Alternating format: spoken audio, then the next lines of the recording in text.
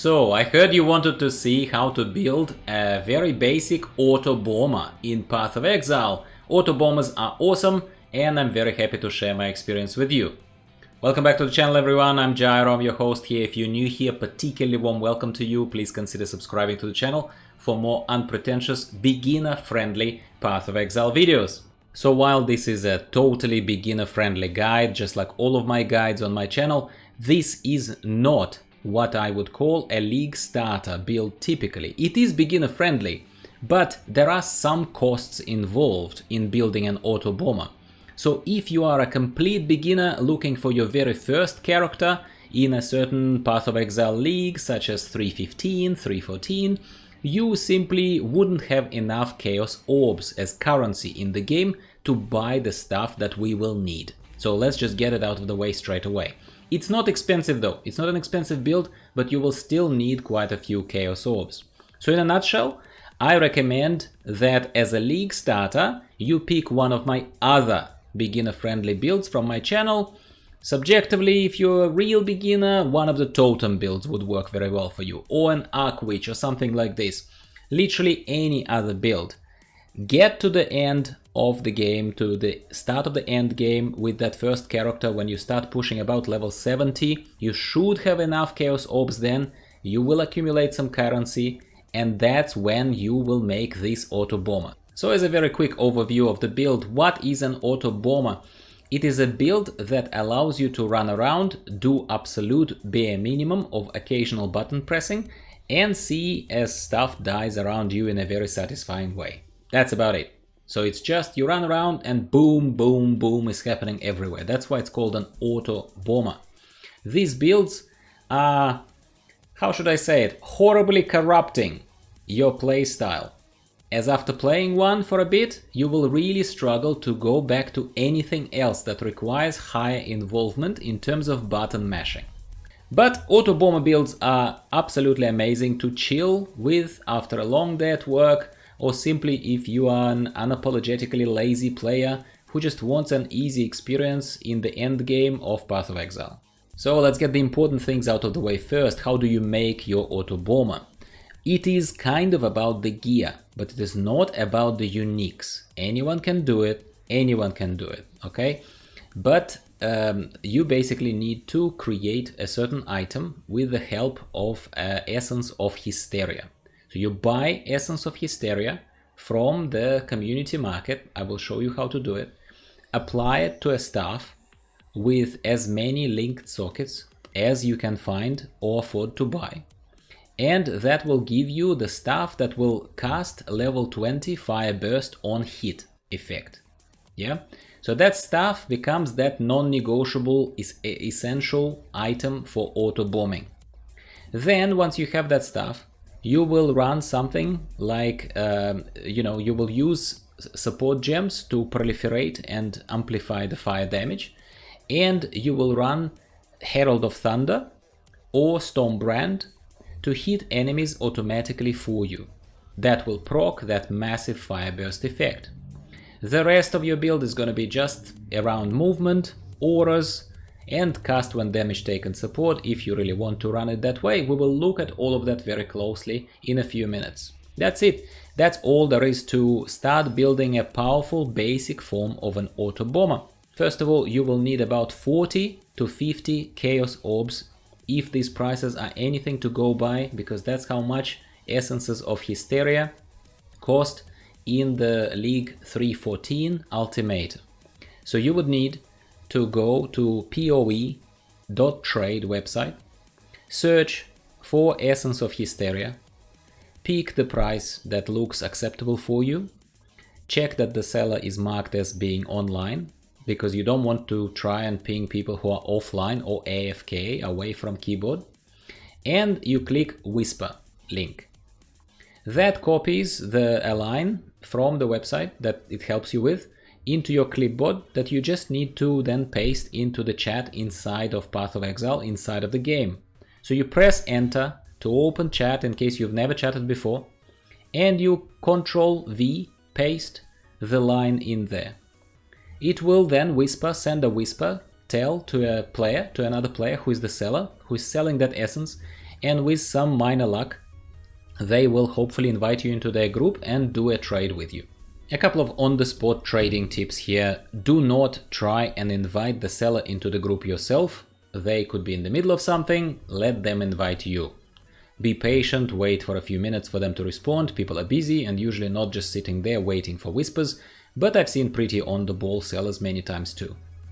Prepare your Chaos Orbs ahead of time, before whispering. Last thing you want is to go and try and find your currency when the seller has invited you, and these people usually have fairly short, amount of time and fairly limited amount of patience. So you want to be prepared to do the trade quickly, smoothly, and just move on with your life. You will obviously also need a decent base, normal base, common base for a staff, something that can be boosted by the essence of Hysteria. So you'd want to use a staff with at least 5 linked sockets like I did in my case, but needless to say that you want to go for as much as you can. So for 6 linked sockets, I simply ran out of Chaos Orbs to buy one of those. And they went in the Ultimatum League 3.14. The 6 linked socket staves went for about between 10 and 15 Chaos Orbs. I just ran out of them simply as a casual beginner. That's about it as far as the core of the build is concerned, not talking about the talents yet, obviously. So as far as other gems and gear are concerned, gear, you literally just want to boost your fire damage wherever you can, yeah? And since the damage that we'll be doing is only fire, my most important gem group supporting my Autobomber Fire Burst on hit effect on my stuff are Efficacy Support, Elemental Proliferation, Combustion, Increased Area of Effect, and Ignite Proliferation. If I had the 6th socket, I might have included Faster Casting or something similar. In my chest armor, that is suffering from the same cheap man syndrome of only having 5 linked sockets rather than 6, judge me if you will, I have Herald of Thunder, the main gem that is auto-hitting enemies that I've already mentioned to you after I killed a shocked one for the first time. So if you're a beginner especially, you have to understand that Herald of Thunder will not just start and continue hitting enemies indefinitely.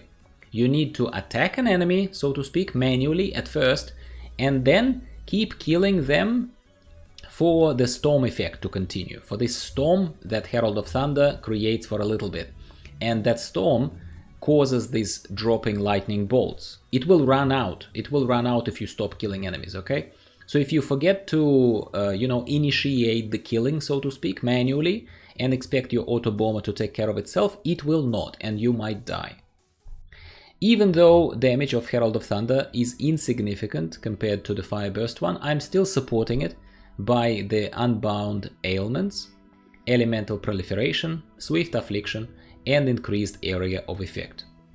My movement gems of choice are still Flame Dash and Withering Step, supported by the Arcane Surge, and an extra slot is used by the Storm Brand, which I just mentioned to you as one of those extra manual damage inflicting abilities are concerned. Storm Brand is my single target attack of choice that I use to initiate that storm effect of my Herald of Thunder. Plus it simply helps with both fights where the target doesn't die too quickly and could use some extra hits that will cause Fire Burst automatically. That is great, honestly. Because it's an Elementalist witch still, I'm running with a bunch of golems, as you've noticed, that due to my Ascendancy choices boost my damage massively and make me also immune to elemental ailments, which is fantastic. So I run typically 3 Flame Golems and 1 Lightning Golem, supported by Elemental Focus and Efficacy support gems. But we don't run these golems for direct damage, only for the added benefits to ourselves, really. And finally, I run my usual cast when damage taken, that calls the Immortal Call gem. I also still have Molten Shell for circumstantial protection, since being an Autobomber is all good, but it still doesn't make you any beefier, any tankier, and this remains a relatively low health build that could use any survivability help it can get. Now very quickly about the passive skill tree. Passive skills are the same pretty much as I ran for my Arc Witch, as my regular visitors will recognize that I've actually reused my Arc Witch Elementalist to respec her into an Autobomber build by refunding and using Orbs of Regret to get some extra refund points, to cancel lightning-based nodes and changing everything to fire. I was boosting elemental damage throughout, fire damage, mana pool, regeneration, and finally my health pool wherever I can.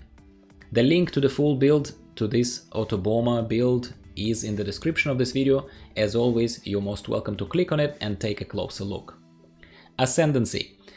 Because it's much harder to refund the points spent on Ascendancy, I'll tell you straight away that this is not the most optimized build, since I've reused my Arc Witch base, which was obviously focused on lightning, and the first couple of nodes that I took got me to Shaper of Storms. Obviously Shaper of Storms is of no interest to me right now, so it's a waste. So you hopefully will not do that for yourselves. Instead, if you're planning to build an Autobomber based witch, I recommend that you level her with something based around fire, or even lightning and frost, it doesn't matter. Just don't spend Ascendancy points on boosting your lightning at all. And pick, during your first Ascendancy around level 33, pick Shaper of Flames instead. It will not be a massive loss for you while you're leveling, it doesn't matter. And you'll be ready for the end game as fire-based Autobomber anyway then. My later Ascendancy runs, they took me to boosting my golems, as I've already mentioned, with Liege of the Primordial and the Elementalist nodes being taken. Finally, at level 75, when you go for the final Ascendancy run that I'm about to do myself, I'd go for Bastion of Elements to give us that extra survivability and become immune to reflected elemental damage, which is very much needed by this build. Now, as a wrap up, I'll once again mention what's good and bad about this build, even though I've already started talking to you about it in the intro. Biggest pros are that this build suddenly makes you very powerful as you enter the end game, with only that Chaos Orb investment really, and that is not even very optimized and very baby Autobomber build that I'm offering you here, and it still feels a lot more powerful than any of your some other self-found and totally budget builds that you would have made as a beginner of Path of Exile, in all honesty. So it's basically a very easy way to kind of buy your way into the end game as a competitive player, someone who wants to go further than a few lowest tiers of maps. So the pro is that it is likely to be your strongest build straight up. Another massive pro we already mentioned is just how passive the Autobomber is. It's really in the name. Even if you have to recast the Storm brand once in a while to keep the Herald of Thunderstorm going, you can still chill, watch Netflix, I don't know, while farming maps or leveling more gems for your other builds by carrying them around like I often do. Cons remain around survivability, and until you have taken the Ascendancy and until you have protected yourself against reflected damage, you simply won't be able to run any maps where monsters are reflecting damage onto you, otherwise you will kill yourself. Until you have Bastion of Elements Ascendancy node, you just don't want to do it, okay? And my usual sentiment when it comes to this witch, or when it comes to witch builds, they are rather skinny and low life pool. Unless you are explicitly investing into certain gear that is boosting your life pool massively and you're focusing on it, and you're adding to your life and you're picking the nodes and reallocating your passive tree nodes towards the life pool versus any extra damage. And that's it, my friends. I hope you enjoyed this very baby Autobomber beginner friendly build from me. So if you enjoyed this video, please like the video and please subscribe to the channel for more similar videos. We have, at the moment of recording of this video, we are anticipating announcement of what exactly is coming our way in 3.15 in the next league, and that's super exciting. So I'm going to be speaking with you about that very soon. So stay tuned and subscribe if you haven't already. See you later, talk soon, bye bye.